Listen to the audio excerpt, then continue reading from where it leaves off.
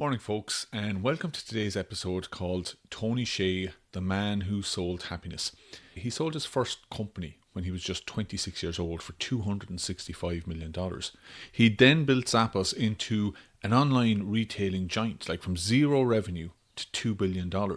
And in doing so, he really did revolutionize online business by offering the type of customer service that was unheard of back then. Free shipping both ways, 365-day returns. He wrote a book that stayed at number one for 27 weeks.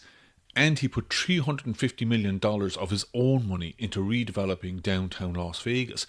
But behind all the success was a man who was chasing something he could never quite catch. He was trying to engineer happiness, and this became an obsession that consumed him. So let's look into Tony Hsieh. So where did it all start? Well, Tony Hsieh, now it's actually spelled Hsieh but pronounced Hsieh. He was born on December 12, 1973, Illinois, to Taiwanese immigrants. His father, Richard, was a chemical engineer, and his mother, Judy, social worker. She later became a psychologist. And when Hsieh was 5, the family relocated to Marin County, California. And academically, young Tony, he was very, very smart. But from a very young age, he had this knack for outwitting the system. For example, he'd record his piano practice sessions, then play them back on a loop so that his parents thought he was practicing, right? And then at music recitals for friends and family, he performed his own compositions to disguise the fact that he hadn't practiced. He was always into business. His first business was when he was 10, garage sales, not just his own items. He offered to sell neighbours' items as well and take a cut. At 13, he launched a mail-order button-making business, earning about $200 a month. And academically, he excelled straight A's throughout high school. And in 1991, he went to Harvard to study computer science. And during his years there, Hsieh and his roommate took over what was called the Quincy House Grill. This is a late-night gathering spot on the ground floor of his dorm house. And to win the concession to run it, he didn't submit a proper bid. He simply wrote highest bid plus $1, and that outbid everyone else. Now, the grill had previously served burgers and fries, but Hsieh realised that pizza was easier to make and had a much higher profit margin, so he invested in a pizza oven and business boomed. Alfred Lin, who was studying for a PhD in statistics, was Hsieh's best customer. Lin would buy whole pizzas off Hsieh, then sold them by the slice to his roommates at a markup. So Hsieh was very impressed, and him and Lin became friends. And Lin stayed with him for many, many years in his various businesses. Hsieh rarely attended classes. He preferred to sleep in, watch television, play video games. And again, he kind of hacked his way whenever he could. A good example is during a mandatory humanities course on the Bible, Hsieh devised a crowdsourcing strategy. So he set up a newsgroup. He divided the reading list into chunks. Everyone who contributed their article received a combined dossier, and Hsieh, of course, as the compiler and editor, didn't have to do any study or writing, and he received an A for his paper. So that's how he worked, always looking at angles that, most people wouldn't see. So upon graduating in 1995, he got a job at Oracle. Salary was brilliant, benefits great, but the job, Hsieh found it mind-numbingly boring. Now remember, this was just when the internet was new, when it was just starting up. It was very fragmented. Search engines were primitive back then, so discoverability was a big pain point for all these new websites coming online. Large corporations could afford banner ads, but small sites had zero budget, zero visibility. So Hsieh and his roommate Sanjay Madden had an idea. Small websites didn't have any money, but they did have space on their web pages that could be used for advertising. So they built a cooperative advertising network that they called Link Exchange, and it played straight into Hsieh's knack for clever, almost sideways solutions. So here's how it worked, and I really love this. To join Link Exchange, the website owner pasted a small block of HTML onto their site. That snippet displayed banner ads from other members in the network. And the trade was pretty simple. For every 2 ads a site agreed to show, the owner earned 1 credit to run their own ad somewhere else. And this 2-for-1 formula created a permanent surplus. For every exchange, one ad slot remained unused by the member, which meant Link Exchange effectively owned 50% of the available ad space across the entire network, and they could sell that leftover inventory to paying advertisers. I love the idea. It's so simple, elegant, so beautiful, and of course, so profitable for them. They launched in March 1996 and growth was immediate because the product was the marketing. Every ad served pulled in more sites, and by April they had 20,000 participating sites. By May, the network was serving more than 1 million ads a day, and so Hsieh and Madden, they quit Oracle. And that first year, Hsieh would always say, was his ideal working environment. And I'm highlighting this because, as we'll see, Hsieh spent the rest of his life kind of obsessed with work culture. And I suppose the pursuit of happiness, the happiness that he got from these first few months of Link Exchange, because the team was made up of friends. There was no hierarchy, no formality, no suits. They kept the same hours as they had in college, turning up around noon and working until 4 in the morning. And as I said, this shaped him. This was the phase that fixed Hsieh's belief that the culture of the workplace mattered, maybe more than anything else. In May 1997, Link Exchange raised $3 million from Sequoia Capital, led by Michael Moritz. We've already mentioned him in the Webvan story. He's a guy I'm definitely going to be doing an episode on. Now, around this time as well, Yahoo approached with an offer to buy Link Exchange for $20 million. Hsieh was only 23, but he rejected the offer because he believed Link Exchange was just getting started. And he was right. I mean, by the second half of 1997, Link Exchange had over 400,000 member sites, reaching 21 million people online, and it was the dominant player in early internet advertising. And to meet the demand, though, they started hiring experienced managers, seasoned sales reps, brilliant engineers. But Hsieh felt that the new people, they were motivated primarily by compensation and career advancement rather than mission. You know, managers jockeyed for position. Hsieh noticed that cliques were forming. There was political manoeuvring within the office. The usual stuff that happens when a company scales. And he felt the company lost its soul. And this really affected Hsieh. As he said later, by the time we were 100 people, I dreaded getting out of bed in the morning to go to my own company. Now, when I first read that line, I dreaded getting out of bed. It kind of stopped me because I know that feeling. I mean, fortunately, it's not something I experience much anymore, but I recognize it instantly. It's the language of someone struggling. Like, he was young. He was running a fast-growing company in the middle of the dot-com boom, surrounded by, this momentum, this opportunity. I mean, yes, the team dynamics were messy, but that happens in every company that scales. The fact that he dreaded getting out of bed suggests something deeper, something more serious than just the day-to-day stress.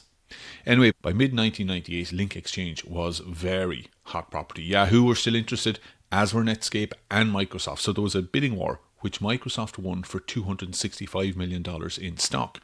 Hsieh was still just 26 years old. He netted $40 million. But the acquisition terms included a retention package. Founders and key employees had to stay at Microsoft for 12 months to vest their full stock options. And for Hsieh, that unvested portion was worth about $8 million. But the culture at Microsoft was, it was the antithesis to early Link Exchange. The team was split up, they were given offices and handed almost no real work. They spent their days checking the stock prices and just waiting for their months to run out. Hsieh even coined a phrase for it. He called it "vest in peace." And while I mentioned that Hsieh liked to put in the minimum amount of work to get maximum return, this doesn't mean that he was lazy. He wanted to be creatively stimulated. He needed that. Whereas now, inside Microsoft, there was nothing, no spark, no challenge. And he just wasn't willing to sit around and wait for his shares to vest. So he left, walking away from $8 million. And look, I do see where he was coming from. Turning up every day with no purpose, just waiting for the calendar to run out, that would drain anyone. But at the same time, I'm thinking, it was only 12 months and it was $8 million. I think 99.9% of us would simply grit our teeth and get through it. But this is one of those early signs that Hsieh, he thought differently and acted differently. Prioritizing happiness was one of his key strengths, but obsessing over it, as we'll see, was his weakness. So after leaving, Hsieh and Alfred Lin, remember the guy who had bought pizzas from him in Harvard, well, he had worked as Link Exchange's CFO, and now they founded Venture Frogs, an incubator and investment firm, and they were looking for passionate founders with disruptive ideas that could scale. And in June 1999, Nick Swinmurn came to them with an idea: selling shoes online through his dropshipping website, Hsieh.com. Now, while the timing was good, this was, the height of the dot-com boom, footwear would have been considered like one of those really hard to crack categories. You can see why. Consumers require the tactile experience of trying on shoes to see if they fit, to get an idea of the comfort and the style. And when you combine these with the high variance in sizing across brands, I mean, shoes and the internet just don't seem like a good fit. So obviously Hsieh was initially skeptical until Swinmurn presented a statistic. Footwear in the US was a $40 billion annual market, and 5% of shoes, or $2 billion worth, were already sold through mail order catalogues. So on the back of that statistic, Hsieh and Venture Frogs put in $500,000. Shortly after investing, Hsieh pushed to rebrand. Hsieh.com became Zappos, a play on zapatos, Spanish for shoes, because Hsieh, the name, locked them into one category, whereas Zappos was a blank slate. If they wanted to expand beyond footwear, which they later did, the name wouldn't box them in. Now, as mentioned, Zappos launched as a dropship operation, so no inventory, no warehouses, just a storefront passing orders to manufacturers who shipped direct to consumers. So low risk, low capital, low barrier to entry, but it's a terrible model if you want customer retention, because you have very poor visibility in terms of data, but even more importantly, you've no control over the quality of the service provided by your dropship partners. And Hsieh realised that to build the type of business where customers were happy and kept coming back, Zappos had to own and ship their own inventory. But this pivot to control inventory coincided with the dot-com crash. March 2000, the Nasdaq collapsed. Venture capital for e-commerce just disappeared overnight, and Zappos was burning cash and couldn't raise any. So Hsieh, who by now was co-CEO and then later became sole CEO, he put about $15 million of his own money into the company. The gamble paid off. Sales were $32 million in 2002, over $70 million in 2003. So how are they getting all these sales? I mean, they spent almost nothing on traditional advertising. Most of their money went into the servicing and the logistics to make sure that the customers are happy. And the service was pretty amazing. Free shipping both ways. This was a big expense when you take into account that with shoes there will always be a lot of returns. And this was at a time where not even Amazon was offering free shipping. Shoes could be returned within 365 days of purchase, of course as long as they hadn't been worn. Standard shipping was promised at 3 to 5 days, but most orders were secretly upgraded to overnight at Zappos' own expense. And call centres didn't measure efficiency. Agents stayed on the phone as long as needed. And listen to this, the longest call ran for over 10 hours. I mean, that kind of service created genuine word of mouth, and sales kept rising. $184 million in 2004. And yes, the return rates ran at 35%, but Hsieh's commitment to service removed barriers, which in turn removed customer hesitation. And as a result, the economics of the business worked because their customer retention was so high. Also in 2004, they raised $35 million from Sequoia Capital again. Remember, they were an investor in Link Exchange. And because of San Francisco's high cost of living, Hsieh moved the company's call center and headquarters to Henderson, Nevada, a suburb of Las Vegas. Now, once in Las Vegas, Hsieh, who was always mindful of his experience with Link Exchange, he was determined to build a mechanism to protect the culture as the company entered this hyper growth phase. And one part of the mechanism was called the offer. So listen to this. For every new hire, at the end of their first week of training, Zappos offered them a deal. The company will pay them for the time worked, plus a cash bonus of $2,000 if they quit on the spot. So this was a filtration device, because Hsieh understood that a disengaged employee cost far more in lost productivity and damaged customer relationships than the bonus. And by attaching a monetary value to quitting, he forced every employee to make a conscious choice to stay. About 2 to 3% of trainees accepted the offer. He also initiated a year-long project to crowdsource the company's values, and the result was what was called the 10 core values, and these included values like deliver wow through service, create fun and a little weirdness, be humble. But unlike most corporate mission statements, these values were actually operationalized. So create fun and a little weirdness justified parades and office decorations. Be humble screened out arrogant talent, no matter how technically gifted they might have been. And look, a lot of companies talk like this now. The posters, the quirky values, the forced fun, and most of it just feels a bit jaded today. You know, we've learned to be skeptical because in most places it isn't real. But what Hsieh was doing then was completely new, and it was genuine. Like, it came from him, and that mattered because every piece of research that I've read suggests that the people at Zappos in those early days, they genuinely loved working there. Like, I was listening to a podcast where the presenter was saying that when she was in college, everyone wanted to work in Zappos because it had that name for such a good place to work in. Sales grew. In 2005, $370 million, the first profitable year. And then by 2008, revenue hit $1 billion. But despite the $1 billion in revenue in 2008, Zappos was under huge pressure as a result of the global financial crisis because credit lines were now frozen. And Zappos relied on credit to purchase inventory. Profitability, you see, was very thin. The free shipping, the 24/7 staffing, those 10-hour phone calls, they put a lot of pressure on margins, and tension mounted between Hsieh and the board, and the market was so depressed that an IPO was out of the question. Now, the board pushed Hsieh to cut costs, but he resisted because he felt that the cuts would diminish the culture that he had put so much into to build, and he feared that the board would fire him and install a professional CEO who would then dismantle that culture. Now, Jeff Bezos had always been a fan of Zappos, and Amazon had even made an offer to buy them in 2005, but Hsieh had rebuffed them back then, fearing assimilation. But by 2008, now of course the context had shifted.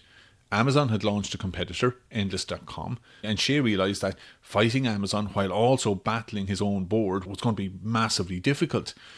So he reopened negotiations with Amazon, and Bezos made it clear that he wasn't going to interfere with what Zappos was doing so brilliantly. He was a huge fan of their customer service model.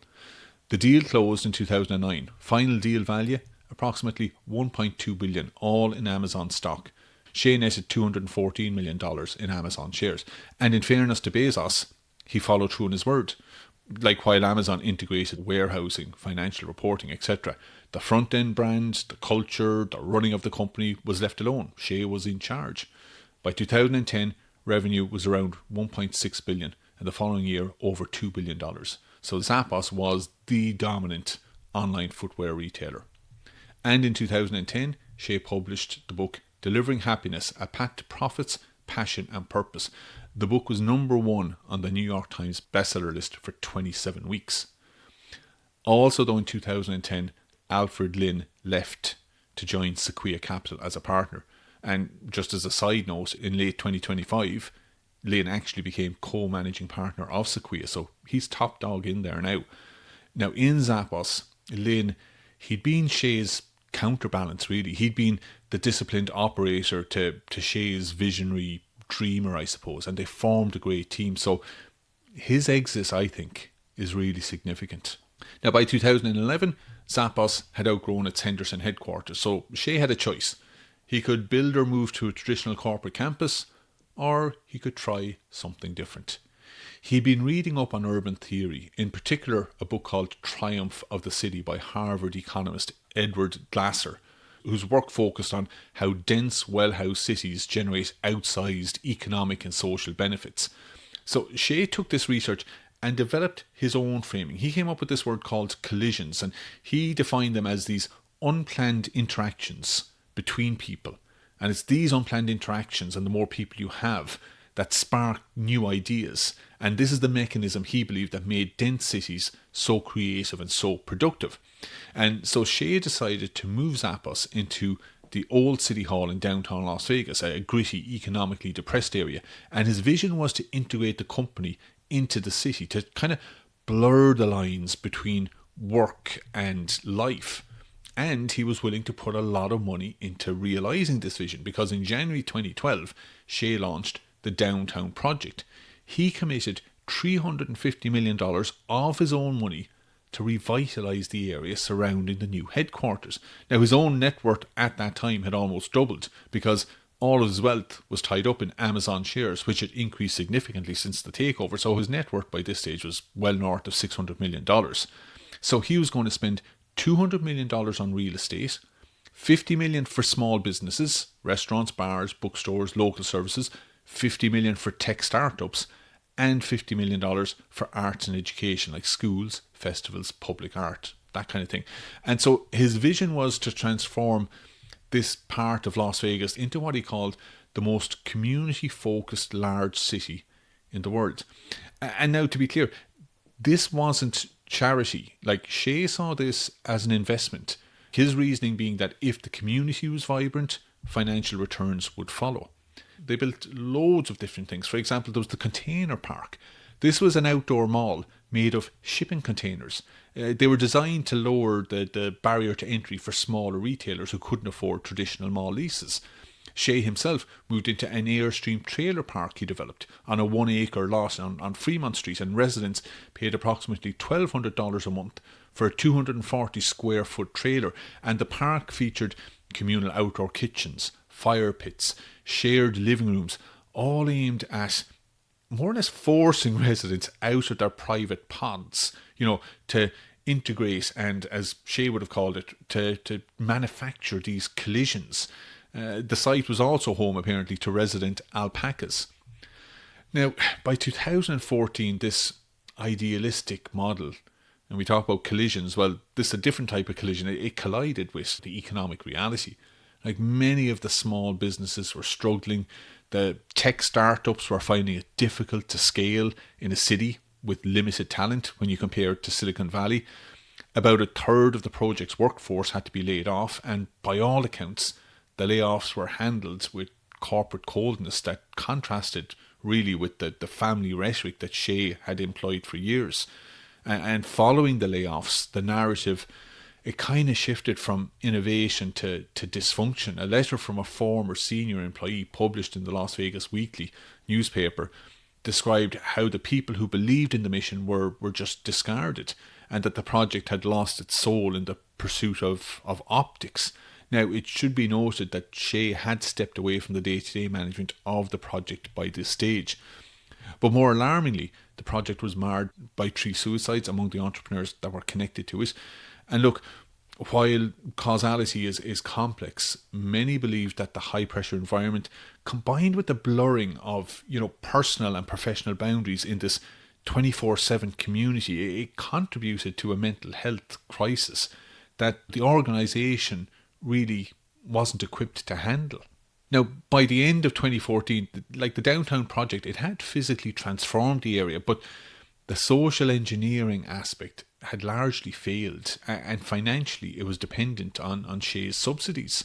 And while all this was going on, Hsieh also then initiated a radical restructuring of Zappos by implementing his own version of holacracy, which is a method of decentralized management, and mixing it with his idea of increasing collisions. And I think it's fair to say that by this stage, Hsieh had started going down rabbit holes in terms of his attempts to optimize environments, trying to manufacture happiness. It's like he was always chasing this dream, harking back to those first few months in Link Exchange, almost trying to capture the essence of those times. So for the Zappos restructuring thing, he viewed traditional hierarchy as a bottleneck to the collisions that he had such a belief in. And so he changed the structures. Instead of a top-down hierarchy, authority was distributed into circles, and each circle had a purpose, and employees filled roles rather than holding job titles. And the system, though, required rigorous, structured meetings. And so, paradoxically, like the entire attempt to remove bureaucracy created a new, denser layer of bureaucracy where employees spent hours debating the rules of their work rather than doing the work itself.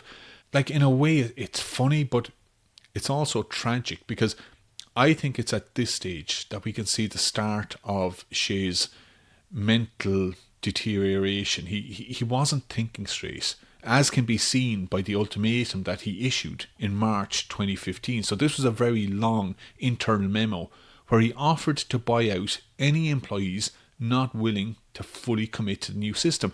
So the buyout provided 3 months severance. Hsieh was effectively demanding workers to commit 100%, like not to a simple change in work practice. This was more or less a belief system. And it's pretty clear that even though so many employees who knew Hsieh and really liked him as a person, they were getting wary of the direction he was going in, because this initiative resulted in a huge brain drain. 18% of the company, approximately 260 employees, they accepted the buyout immediately. And by early 2016, over 29% of the workforce had taken him up on the offer. And the timing of this couldn't have been worse, because the company was in the middle of a technical migration, moving all of Zappos' back-end infrastructure onto Amazon servers, and 38% of the tech team who were managing this changeover took up the buyout offer. So it just led to chaos inside the company.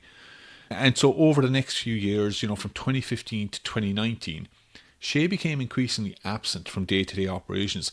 Inside Zappos, a shadow management structure emerged. Hsieh's role became more of a spiritual figurehead than an operational CEO.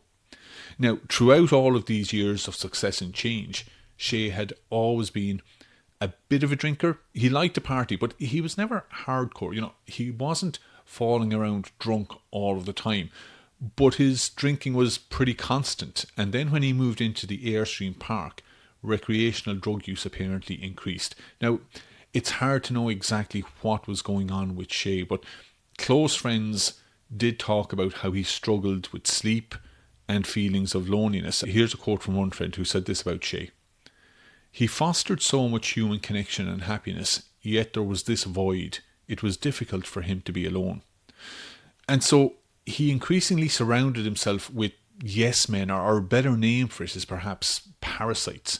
Now, in August 2020, after 21 years, Hsieh retired as CEO of Zappos and moved to Park City, Utah, to launch what would become his final experiment. He bought 9 properties for roughly $18 million, and he asked his entourage to relocate with him by offering to double the highest salary they'd ever earned. He called the project Country Zero. It was meant to be this cashless, sovereign theme park concept, but there was no business plans, no architects, no structure. And by this stage as well, he'd been focusing on biohacking, trying to improve his body's functionality by restricting oxygen, by barely eating, taking cold baths, running in the snow. But at the same time, he was inhaling massive quantities of nitrous oxide, more commonly known as laughing gas. The singer Jewel, a longtime friend, visited him around this time. She could see what was going on, and she wrote a letter, and I quote from that letter, "You're surrounded by people on your payroll who are either ignorant or willing to be complicit in you killing yourself." Because some of these so-called friends were charging him thousands of dollars a day for spurious services. On November 27th, 2020, he was visiting a friend in Connecticut and staying in a small outbuilding on the property. A fire broke out, he was found unconscious, and later died from smoke inhalation at 46. So, what's my take on Tony Hsieh? I mean, to build what he built, and in the way that he built it, not just by being super smart, but by seeing things from a totally different angle, and then putting in systems designed to spark joy and connection for customers, employees, and achieving that. Like, he really did achieve it. He really was a visionary in that sense. But this pursuit of happiness, engineered, optimized, endlessly refined, the constant attempt to recapture something from his early days, it kind of swallowed him up. And this gradual, slow decline, it was tragic. And so I can't end this episode with my usual, that's what makes this a great story. I just can't. But I can say hand on heart that Tony Hsieh was a great businessman and really a very, very good person to boot.